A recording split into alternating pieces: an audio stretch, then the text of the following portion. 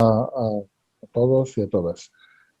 Bueno, el tema de esta tarde ya va a ser, después de que hemos tenido una serie de informaciones, de conocimientos de dónde están las piedras, cómo se sacan, lo que se puede hacer con ellas, sería la parte de propiamente construcción. Entonces, para este tema yo creo que puede haber varios acercamientos, ¿no? Uno podría ser el más estándar, que es ir repasando una clasificación, unas definiciones, pero al final no he optado por él porque las definiciones están bien, pero a veces son árboles que no dejan de ver el bosque. Entonces vamos a partir de unas definiciones muy básicas y luego vamos a hacer vosotros y yo un esfuerzo mutuo en intentar explicaros desde el punto de vista del que construye qué es una obra de cantería y vosotros, sobre todo, aparcar momentáneamente esos conceptos estudiados, recibidos, que enseguida os llevan a asociar ideas que vais a ver que tampoco, no es que sean incorrectas, pero que habría que matizar, ¿no? Entonces vamos a empezar. Empezaremos con los conceptos básicos. A ver si me muevo la pantalla y lo puedo leer. Aquí. Cantería, vendría de cantero, sería, esto es una definición que a una persona muy joven le puede resultar como un lenguaje un poco anticuado. El arte de labrar las piedras para las construcciones y una obra hecha de piedra labrada. O sea, una obra de cantería se podría llamar directamente cantería. Arte, que no lo he incluido aquí porque no me cabía, no lo entendemos en el sentido creativo, sino en el sentido de conjunto de reglas y de técnicas. Entonces lo vamos a relacionar con labrar, que es trabajar en un oficio. No se trata de una actividad digamos, espontánea o impremeditada, sino más bien un conjunto organizado de técnicas y conocimientos. Piedras no tenemos nada que decir porque después de las clases de nuestro compañero Pedro ya lo tenemos bastante claro y vamos a ver qué son construcciones. Construcciones es algo que está hecho, edificado y que se caracteriza porque es una estructura fija y está hecho con materiales que no perecen, resistentes, ¿no? Entonces, una obra de cantería es una construcción, o sea, la realización de un edificio es algo que permanece en el tiempo, que está hecho con piedras que son resistentes y que se hacen de una forma determinada, que es lo que vamos a ver enseguida. Si miramos estas imágenes, vemos 4 obras hechas con piedra. Arriba a la izquierda vemos que no están trabajadas, por lo tanto no las podemos englobar dentro de la cantería. Simplemente se han apilado las piedras en una cierta disposición para crear ahí una cerca. Debajo vemos que, al contrario, esas piedras ya se han trabajado. Se han trabajado también para una construcción. Es lo que sería una obra de mampostería. En concreto, esto sería una mampostería concertada. Pero tampoco nos va a interesar porque intuimos que podemos crear un paramento de esta piedra, pero que esto tiene que tener, no es autónomo, que tiene que tener una relación con algo que hay detrás que le dé una continuidad y una homogeneidad a la fábrica, es decir, a la construcción. Mientras que los dos ejemplos de la derecha entrarían dentro de lo que serían fábricas de cantería, una hecha con unas piezas más pequeñas, menos acabadas, más irregulares, llamadas sillarejos, y otras ya perfectamente cortadas y medidas, llamados sillares. Vamos a hacer otra aproximación más intuitiva. Esto que tenemos aquí es un gran túmulo, una acumulación de piedras que tiene una serie de cámaras en su interior. Podemos considerar que es una construcción, pero no nos compete como obra de cantería porque las piedras no están lo suficientemente trabajadas. Esto, pues aquí las piedras están trabajadas y probablemente sea una obra de cantería. Lo que pasa es que yo tengo mis dudas de que esto sea una construcción, ¿no? Pero bueno, quizá es un elemento del altar, ¿no?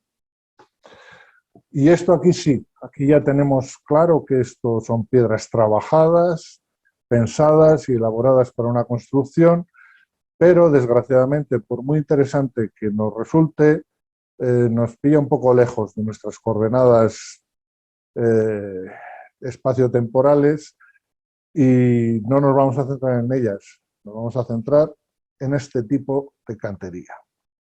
Esto sí que no tenemos duda que es una obra de cantería.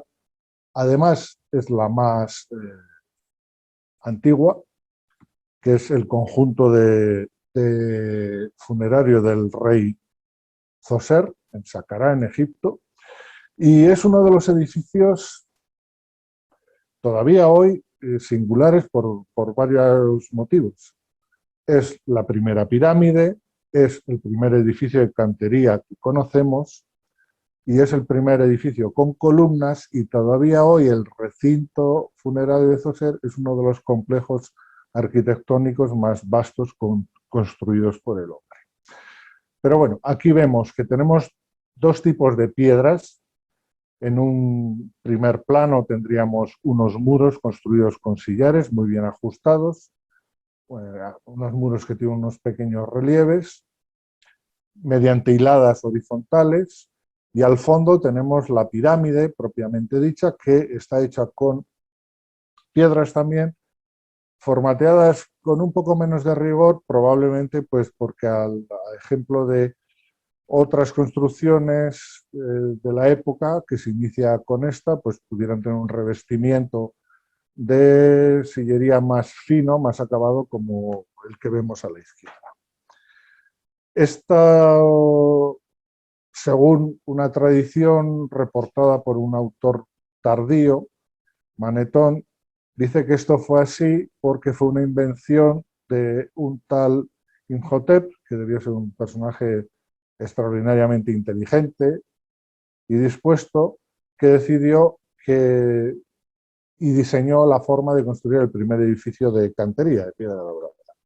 La verdad es que si nos vamos a lo que es la arqueología, lo que sabemos es que este edificio, que es la que tenemos, volvemos a tener a la derecha desde otro punto de vista, construido de sillarejo, tiene muchísima relación constructiva con el que tenemos abajo a la izquierda, que es el complejo de un rey anterior, Hassegemui, que reinó unos 60 años antes de Zoser, y que tiene también unos grandes muros construidos, pero que son de adobe.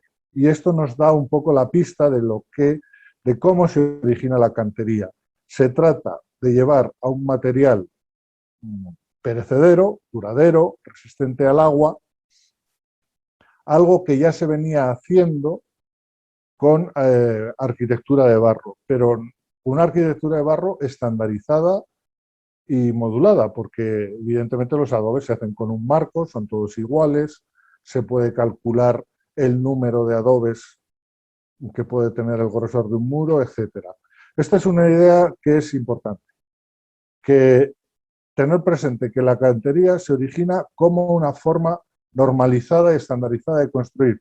No importa tanto el material como el método, la geometría, el orden, la planificación.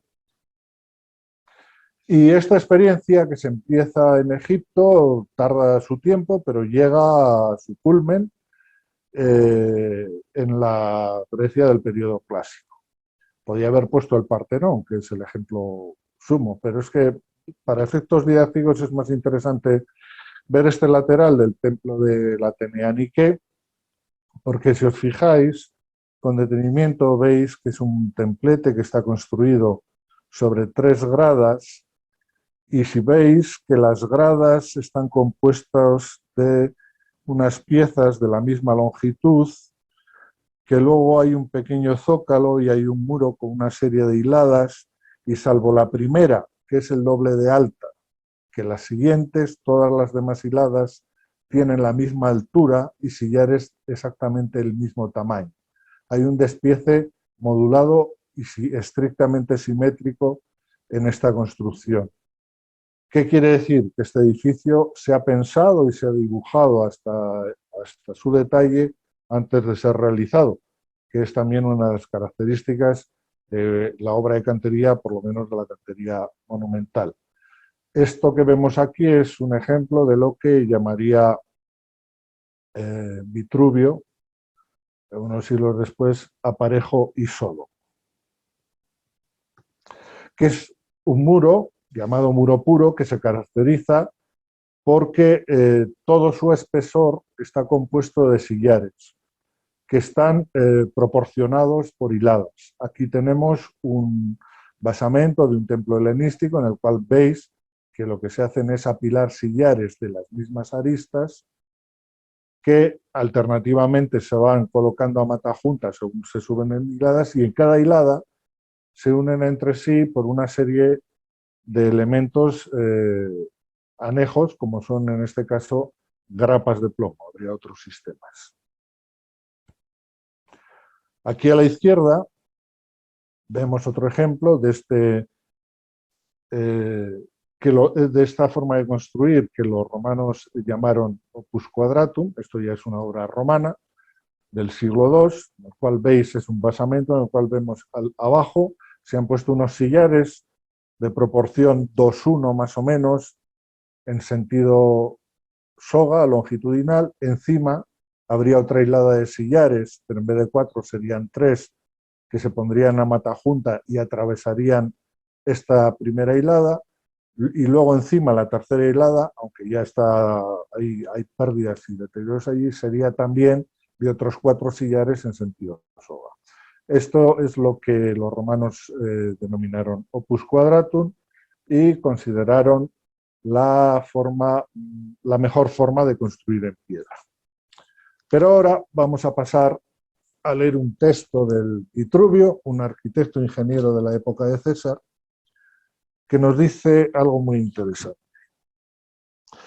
No debemos menospreciar la forma de construir que utilizan los griegos. No utilizan piedra tallada revestida de estuco, sino que colocan piedra dura y así, como si construyeran con ladrillos, sujetan sus junturas alternando las hileras, consiguiendo una solidez que perdura largo tiempo. Esta construcción puede dar dos clases. Una se llama isódomum y la otra modalidad es pseudosódomum. Ya las hemos visto. Pseudosódomum es un aparejo no tan regular como el isódomum que hemos visto correspondiente al monumento de la Acrópolis. Ambas modalidades son igualmente sólidas, pues utilizan piedras compactas y consistentes, y no es posible que absorban toda la humedad de la mezcla, sino que se mantiene un mismo grado de humedad durante muchísimo tiempo. Hay aquí un dato muy interesante porque habla de este muro puro, este muro de cantería en todo su espesor, como con un valor de resistencia a la humedad y por lo tanto conservativo. Además, sus asientos colocados horizontalmente y a nivel impiden que se derriben o se desmoronen los materiales. Por el contrario, al estar sujeto totalmente lo que es el grosor de las paredes, éstas se mantienen en pie largos años. Otra modalidad de construcción se llama emplecto y es la que utilizan incluso nuestros campesinos. Se enlucen sus frentes y el resto se deja tal cual, colocando las piedras sobre las junturas alternativamente y uniéndolas con el mortero. Pero los nuestros, buscando soluciones rápidas, se entregan por completo a los frentes levantándolos a plomo y en su interior colocan cascotes con mortero, pero de una manera desordenada. Así se originan 3 capas, 2 que pertenecen a los frentes y la otra al relleno. Los griegos no construyen así, sino que sitúan planas las hileras de piedra que van alternando a lo largo, formando el grosor, sin incluir nada en medio, sino que desde los 2 frentes dan consistencia al grosor de las paredes. Además, interponen piedras en ambos frentes a lo largo del grosor de la pared que abrazan los paramentos llamados diatonus, que perfectamente unidos aseguran la solidez de las paredes. Bueno, os interpreto. El emplecton es lo que vemos en la imagen de la derecha, que es una obra de cantería helenística. Siguiendo las indicaciones de Vitruvio, se trata de levantar 2 paredes paralelas de sillería, pero con la condición de que haya una trabazón hacia el interior, hacia el hueco, que en este caso se rellena de la mejor manera posible. Hay que evitar, mediante esta trabazón que veis en esos sillares que penetran hacia el centro del muro, que según se levante el muro se creen en realidad tres muros: el paramento exterior, el paramento interior y un relleno que está hecho ahí un poco como para colmatar el espacio. Pero, a pesar de lo que dice Vitruvio, los romanos tenían un as en la manga que se llamaba Puzolana, porque habían aprendido, probablemente de los etruscos, que en una argamasa de cal y arena, mezclada con una cierta proporción de una ceniza volcánica, y que luego adaptaron, cuando no era posible tenerla, con polvo de ladrillo de las tejeras, o polvo de teja, con polvo cerámico, conseguir una masa de rápido fraguado y de una cierta dureza, que es el famoso hormigón romano, que ellos llamaban opus caementicum. Y este opus lo aplicaron a todas las formas de construir y, por supuesto, también a las fábricas de cantería. Aquí tenemos dos imágenes del mausoleo de Cecilia Metella, que está en la Vía Appia de Roma, que aparentemente es un enorme torreón de mármol, pero si nos fijamos en la parte de abajo, veremos una especie de taquitos que sobresalen y que corresponden a un muro de mármol que en realidad lo que revestía era un núcleo de opus caementicum. Las piezas que iban a soga fueron arrancadas, las que iban a tizón, como había que picar el opus caementicum, que está bastante duro, se dejaron en su sitio. Pero aquí se ve claramente que hemos pasado de esa cantería pura de los griegos a una forma también muy monumental, pero bastante más versátil.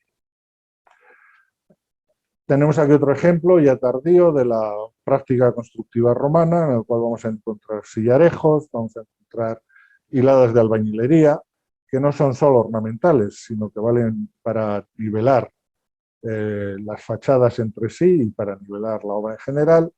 Una bóveda de albañilería, que parece ser, por lo que dice la arqueología, que estaba revestida de tesela de pasta vítrea, y luego un interior que no tiene nada desorganizado, porque se ve que está construido por tongadas horizontales de opus caementicum.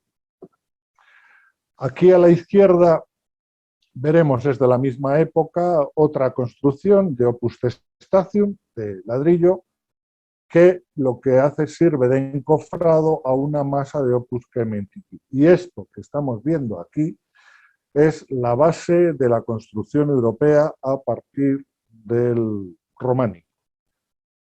Es decir, cómo el muro se concibe como dos paredes de piedra, de sillería, que están trabadas, unidas y macizadas por una obra de cal y canto. Como sabéis, los medievales habían perdido la receta de la puzolana, parece ser, y entonces son masas de un fragado bastante más lento y de menor resistencia. Pero la técnica es la misma. Lo que estáis viendo a la derecha es de una dependencia de un monasterio románico del siglo XI y comprobaréis que se trata de la misma forma de construir, adaptada a los materiales disponibles. Aquí vemos otro ejemplo, ha sido un muro también del siglo XI vandalizado. A la izquierda vemos que había una puerta, han desaparecido las jambas de sillería, y vemos que la sección del muro no se trata o no busca que haya tres hojas, sino realmente que las dos hojas exteriores estén lo mejor trabadas posible. Y a la derecha, que vemos un muro más amplio, han desaparecido los sillares, pero lo que vemos dentro es una obra de mampostería, de una cierta consistencia, no un relleno que se hubiera caído al arrancar los sillares, conllevando también el desplome de los sillares superiores. Y de aquí la importancia, para asegurar la correcta estabilidad de la fábrica, de esos diatonus que menciona Vitruvio y que nosotros llamaremos perpiaños, que son sillares que llegan de un lado a otro de la fachada y que van haciendo de atado. Podríamos definir muchas técnicas aquí en función de la época, pero bueno, el principio es el mismo. Las dos paredes paralelas de sillería tienen que ir referenciadas con una pieza que las abrace a las dos. Esto es algo que los canteros de antes resumían en una frase que es: canterito de Dios, pon un canto sobre dos y de vara a vara en traba.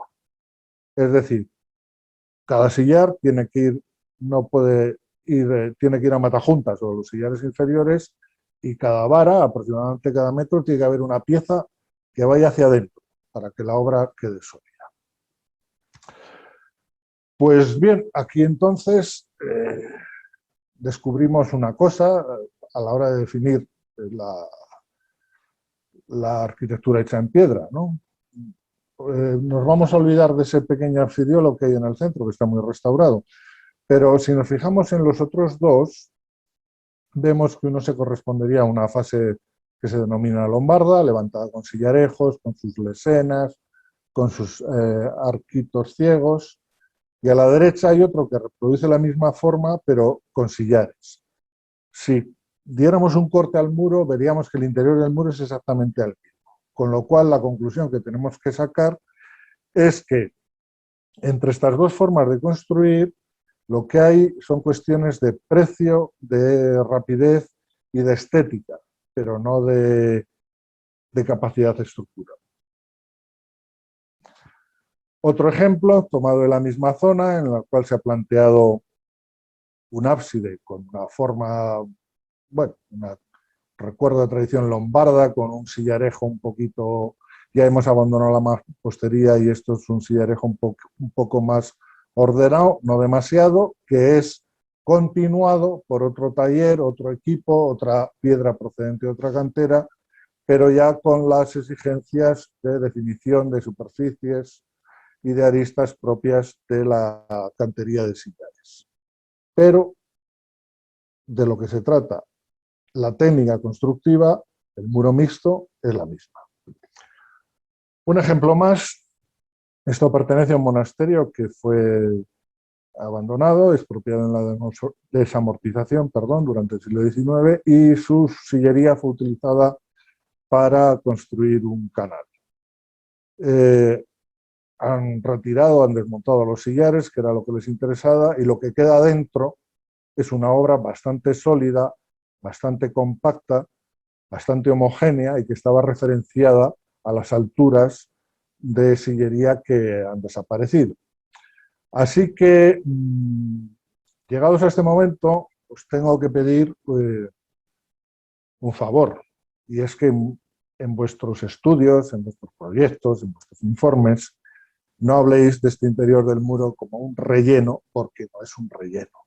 Forma parte consustancial a la técnica constructiva del muro mixto, está ejecutado con unos requisitos de estabilidad y de correspondencia con las fachadas de cantería que vemos, y no es para nada un relleno, a no ser que lo tengáis claro, porque, por ejemplo, en esta obra, que ya hemos visto en una de las clases anteriores, la fachada de la Universidad de Salamanca, que es uno de los ejemplos más notables del primer Renacimiento español. En los estudios previos se hicieron unos sondeos de georradar, tanto por esta fachada, la exterior, como por la interior, la de la biblioteca, y se hicieron unas perforaciones, unas juntas que estaban deterioradas, y en todos los casos se llegó a la misma conclusión, que había un medio relativamente denso al inicio y al final, y que en el medio no encontrábamos nada resistente. Es decir, que probablemente aquí sí que se trata de dos hojas de cantería escasamente trabadas que tienen un relleno dentro. Escuchando la clase de Pedro, en la cual decía que en las canteras de Salamanca se trabajaba en cantera los sillares, pues claro, esto lo explicaría. Llega el sillar completo a la obra, se van levantando, se labra la decoración, se van levantando las paredes y con qué lo rellenamos. Porque todo lo que hemos visto anteriormente, en buena parte en el interior del muro, lo que se está utilizando es el cascote, el escombro del taller de cantería, ¿no?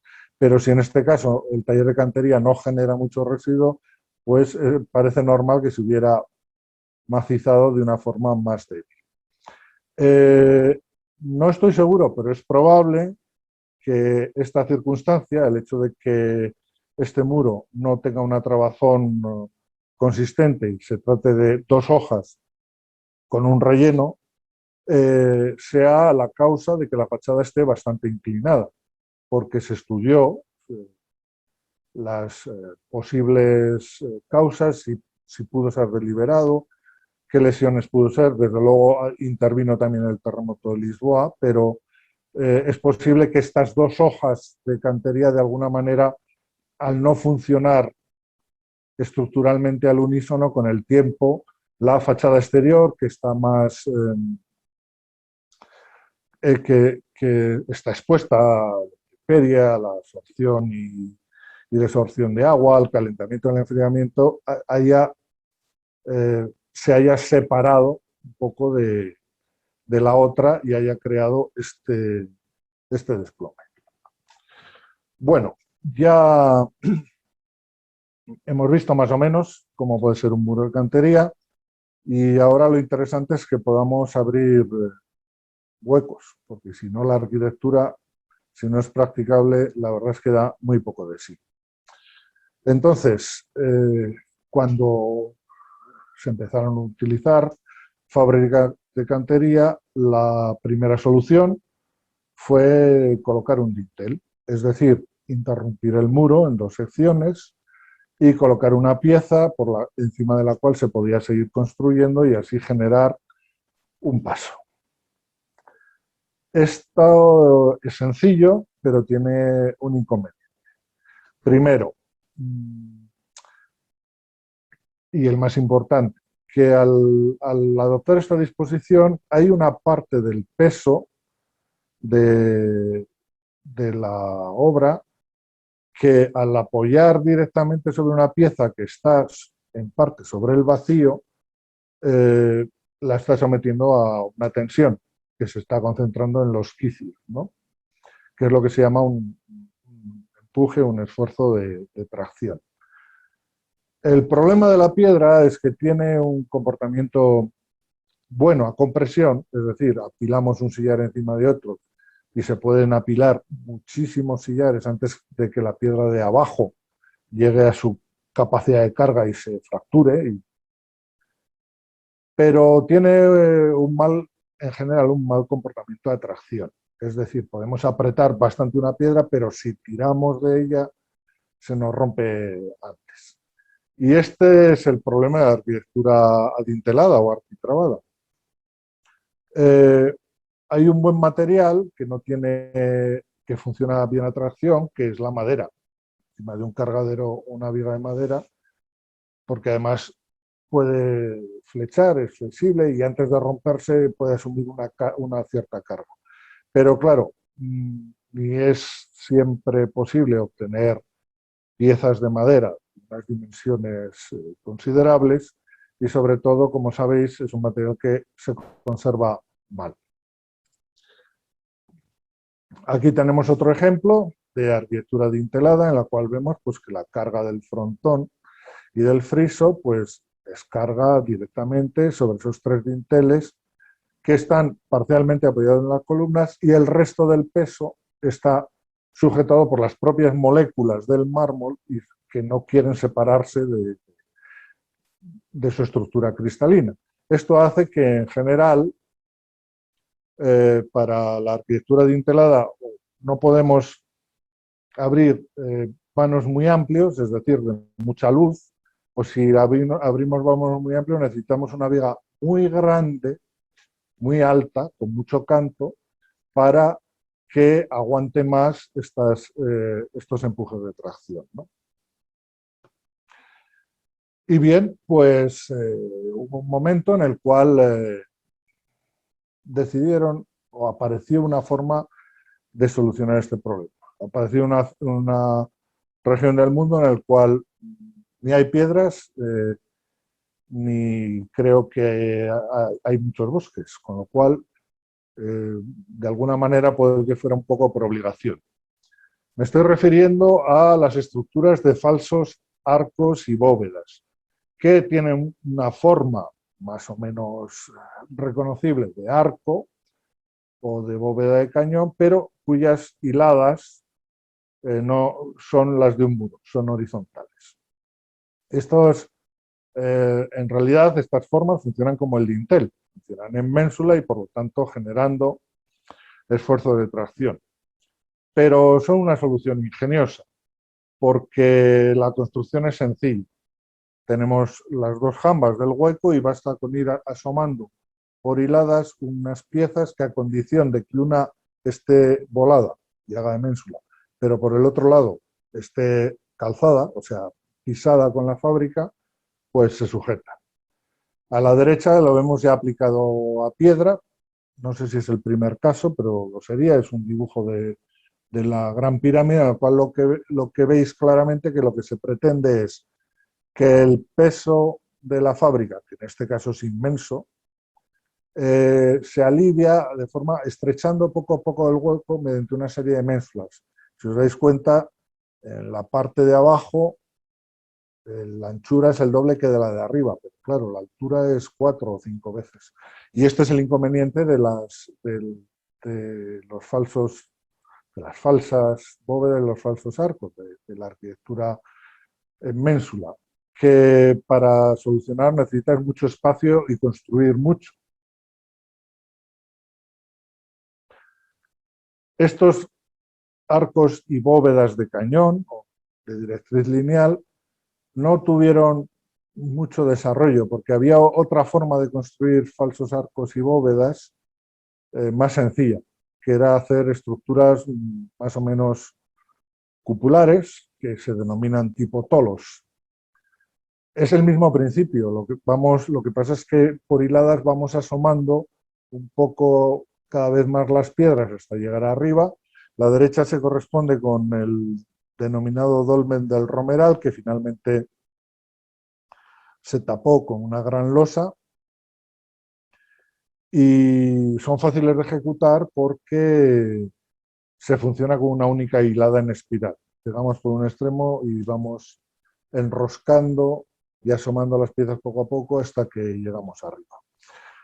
A la izquierda vemos un ejemplo mucho más humilde y he puesto estas dos fotos juntas con un cierto propósito, y es que el dolmen del Romeral es Patrimonio de la Humanidad. No sé, hay divergencias en la datación, pero puede ser, digamos, entre el calcolítico y el bronce medio. Y la izquierda, pues que ya se está empezando a deteriorar, la cúpula, es un sencillo chozo o guardaviñas, una construcción rural bastante frecuente en los campos y que no está protegida ni catalogada ni contemplada de ninguna manera, que probablemente pues acabará arruinándose dentro de no mucho si no si no se hace nada por él, y que sin embargo, aunque no sea muy antiguo, lo que está evidenciando es la continuidad de una técnica que sabemos que viene desde el Neolítico. Bueno, y aquí tendríamos en el tipo Tolos la estructura reina, que es el tesoro de Atria. En este caso, si os fijáis arriba a la izquierda en la foto, comprobamos que sí, que no es una verdadera cúpula, que son hiladas horizontales,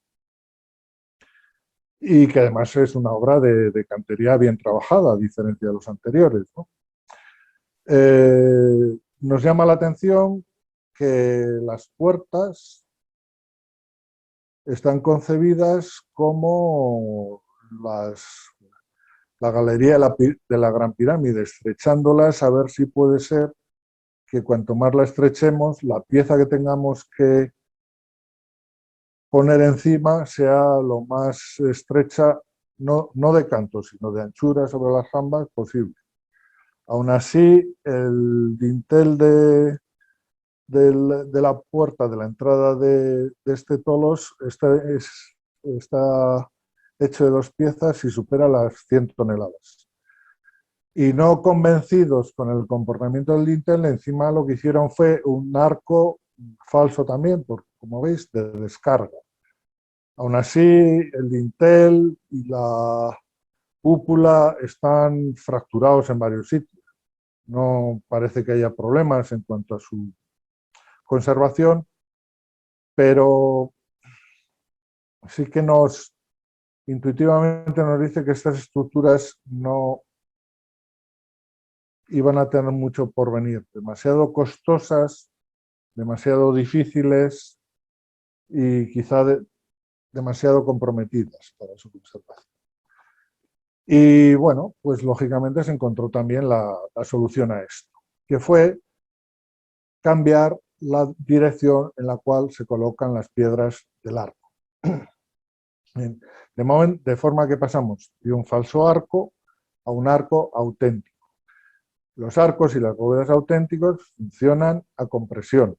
El peso de tanto ellos mismos como de la carga que reciben lo van desplazando hacia los lados, de forma que lo que interesa es tener unos soportes, unos contrafuertes, unas masas a los lados que los sujeten.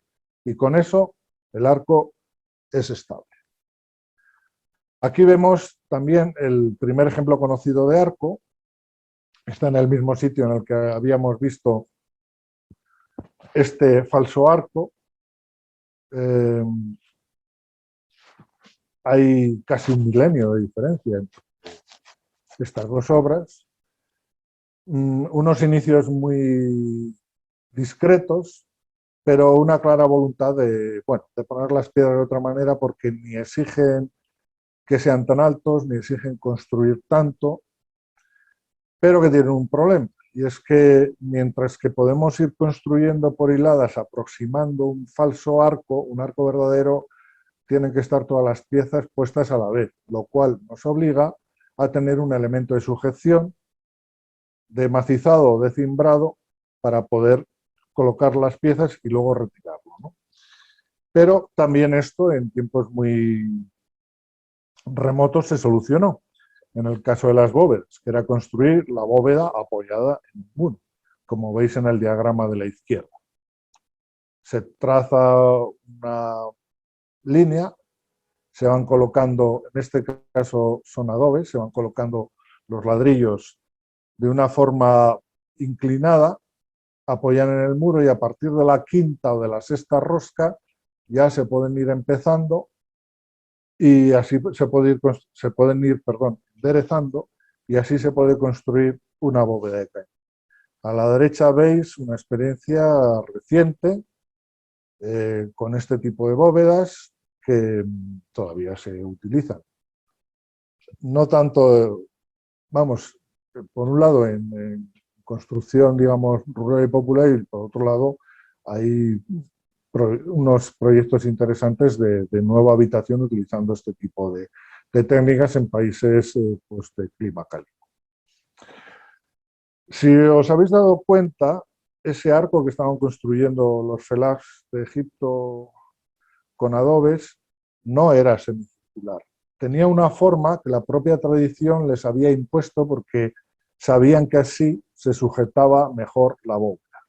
Y aquí es donde entramos ya en un concepto en el cual no tenemos tiempo para abundar mucho, que es el de cómo funcionan los arcos y las bóvedas. El ingenio humano tardó mucho tiempo en darse cuenta de cómo. Sabían cómo funcionaban por la tradición, porque vamos a ver unos cuantos ejemplos de bóvedas intuitivas, pero tardó mucho en razonarse. Esto sucedió a finales del siglo XVII, cuando un inventor, filósofo, científico llamado James Hooke, intuyó que el peso, que la dinámica de las cargas de un arco debía parecerse a una cadena sujeta por los extremos. Y entonces a esta curva, llamada catenaria, debía ser el requisito que tenía que tener una estructura para que fuera estable.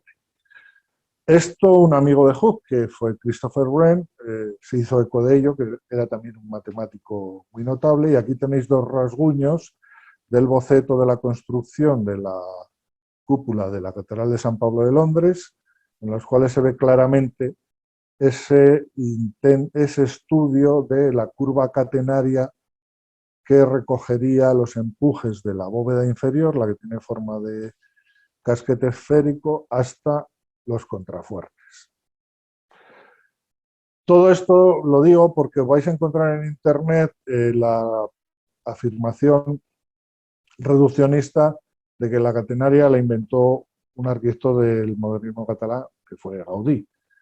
Y no es cierto. Gaudí sabía de estas experiencias previas, sabía de toda una literatura de ingenieros y arquitectos del siglo XIX que profundizaron en el tema de la catenaria, y a la derecha tenemos una reconstrucción, porque no es el original, de su propio modelo para una de las obras, en las cuales la catenaria, las cadenas, los eslabones de la cadena, los ha sustituido por saquitos de perdigones colocados equidistantemente para que formen esa curva. Una vez que él puede ver esa curva, ver y medir esa curva que cuelga del techo, no tiene más que darle la vuelta, que sería la imagen de arriba, y construir en ladrillo esos arcos catenarios, que en realidad hoy sabemos que, que lo que funciona no es una curva catenaria, sino una parábola. Lo que pasa es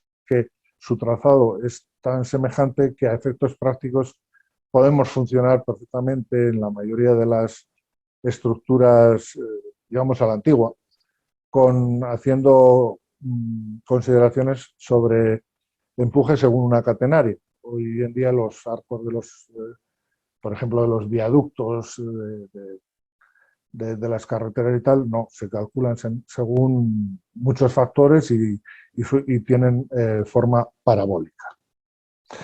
Pero bueno, como decíamos, no fue el Gaudí quien lo inventó, ya esto estaba en la mente de un arquitecto del barroco, que fue Christopher Wren, pero es que más o menos en la época del tesoro de Atreo, y hay unas tumbas en Irán en las cuales hay un arco parabólico intuitivo, ¿no?, de ladrillo. Y aquí tenemos otro ejemplo que sorprendentemente es de arquitectura egipcia, y no son construcciones modestas, porque son unos almacenes que tienen casi 5 metros de luz y que están construidos con piezas, dovelas de adobe muy grandes, ¿no? O sea, que estas experiencias de cubrir un espacio sí que fueron ganando terreno, pero había algo que las frenaba, y realmente yo no sabría decir muy bien qué es, porque estos arcos de los almacenes del Ramesseum están al lado de este templo, y los egipcios jamás construyeron un arco de piedra. Toda su arquitectura religiosa se basa en el sistema adintelado. Puede haber varias razones, puede que alguien haya indagado en el motivo, pero yo ciertamente no lo sé. Conocían los arcos y no los emplearon. Y aquí está la prueba evidente. Tenemos el templo del Ramesseum, el templo de Ramsés, construido con caliza rosa, y alrededor unos almacenes de los cuales se conservan unos arcos de adobe que están bastante de buen estado y que nunca quisieron emplear para los edificios principales. Y lo mismo les pasó a los griegos, que ya en época helenística utilizaron arcos y bóvedas de piedra para pequeñas construcciones auxiliares y en ingeniería, en obras públicas, etcétera, pero al parecer jamás lo usaron en edificios religiosos. Y no sé la razón, es probable que pensaran que no era serio desde el punto de vista de la mirada de los inmortales esto de tener piezas suspendidas ahí encima de la cabeza, no lo sé. Habrá que esperar a el desarrollo de la civilización romana y más concretamente a partir del Imperio Romano, cuando esa versatilidad constructiva que hemos visto cuando hablábamos de los muros, la emplearán también en la construcción de arcos y bóvedas. Y de esas experiencias romanas es de donde deriva toda nuestra arquitectura posterior, ¿no? La cuestión es que hemos visto muchas bóvedas de ladrillo o de adobe que se pueden construir con una cierta facilidad, pero no es lo mismo hacerlas con piedra. ¿Por qué? Pues hay una razón formal, y es que los ladrillos pueden formar un arco de medio punto con muchas unidades, pero en piedra esas unidades van a ser más grandes y primero hay que darles la forma del intrados, porque si no, no sería un arco de medio punto, sino un arco poligonal. Y la segunda, que ya no es formal y es más importante, es que si nosotros construimos un arco con sillares, no con piezas con forma de cuñas, sino con piezas paralelepípedas, estamos creando un muro que tiene un comportamiento diferencial muy importante. No respecto a las cargas, no va a funcionar igual dos piezas que estén por el lado del interior, dos dovelas que están juntas, que por el lado del exterior, que están muy separadas y rellenas de mortero. Entonces, para evitar esto, fue indispensable que a la hora de aplicar todo el repertorio de arcos y de bóvedas a la obra de cantería, a la obra de piedra tallada, apareciera la estereotomía, es decir, un conjunto de reglas para dar la forma conveniente a esas piedras, de forma que las piezas que forman parte de arcos y de bóvedas estén perfectamente diseñadas de forma que encajen una junto a la otra. Y aquí es donde aparece otra cuestión que despista un poco la visión de lo que es una obra de cantería, porque nos da la sensación de que lo que estamos viendo en una obra de cantería estereotomizada, es decir, con despieces de dovelas y de todos los elementos necesarios, nos parece que la bóveda funciona, o el arco, funcionan como según su diseño geométrico, pero no es así.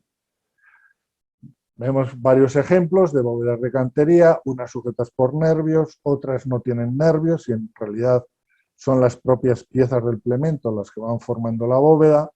Llamo la atención a que, por mucha piedra que sea, este tipo de bóvedas, siempre que se puede, se vuelve a formato tipo ladrillo, que son más cómodos, no hay por qué darles tantas formas. Vemos aquí un ejemplo de una estructura en forma de cúpula, también con unos nervios que da la sensación de que están sujetando lo demás, y a la derecha otro ejemplo de una bóveda más compleja, dividida en pequeños témpanos con nervios diagonales, con nervios secundarios, y volvemos a ver aquí, en realidad en todos los ejemplos, esa vocación de que lo que estamos viendo no son los grandes sillares de fachada, sino ladrillos de piedra, ¿no? Porque en realidad la técnica a partir del románico es la misma. Estas bóvedas que estamos viendo son ejemplos particulares de muro mixto. Aquí en la imagen de la izquierda se puede ver cómo la bóveda es una superficie muy delgada y lo que hay detrás es esa obra de cal y canto, heredera del opus cementitium, que lo que hace es dar masa para recibir el empuje de la bóveda y que se va adelgazando según se aleja del muro vertical y va llegando hasta el eje de la bóveda, se va adelgazando. Incluso, pues tenemos que recordar que siempre que se pudo, por temas de ahorro, de facilidad de ejecución, estos plementos, estas superficies abovedadas, pues muchas veces no llegaron ni siquiera a ser sillares. En esta imagen de la derecha, que es una obra románica, contrasta muchísimo cómo está planteada la cantería a cómo está planteada la bóveda. La explicación ya la sabemos. Es que se pensó que luego se iba a pintar y lógicamente no se vería, ¿de acuerdo? Pero si desmontamos la cantería de los pilares, vamos a ver detrás el mismo muro mixto que podemos ver en los riñones, es decir, en la zona en que la bóveda conecta con el muro. Aquí tenemos otro ejemplo muy didáctico que procede de una foto tomada en la Catedral de Reims durante la Primera Guerra Mundial después de un bombardeo. Afortunadamente eran obuses con muy poca capacidad explosiva, pero lo suficiente para tirar una bóveda. ¿Y qué es lo que vemos? Pues vemos un hermoso arco fajón apuntado que lo que hace, que se sujeta, porque lo que hace es seguir esa curva o esa parábola de cargas y da un poco igual si la sigue a través de las dovelas o a través del macizo de los riñones que están a su lado y que son la zona de unión entre bóveda y muro que se solía ejecutar con mucho cuidado precisamente por ese conocimiento intuitivo de que ahí estaba el meollo de la estabilidad del arco. Y dicho esto, pues lo que tenemos que hacer es una reflexión. Al principio os pedía que no os metierais, intentarais no recordar esas ideas adquiridas, no porque sean erróneos, sino porque hay que matizarlas. Pues vemos que a pesar de lo que hemos visto, que se trata de crear una estructura más o menos homogénea, que tiene una cara buena, muy tallada, estereomizada, pero en realidad que a efectos estructurales la cosa funciona de otra manera, resulta que enseñamos a nuestros jóvenes que no se pueden abrir en una bóveda de cañón espacios porque aquello no funciona. Cuando vemos ejemplos contrarios, habría que matizar hasta dónde y en qué condiciones se pueden abrir vanos, pero es obvio que se pueden abrir.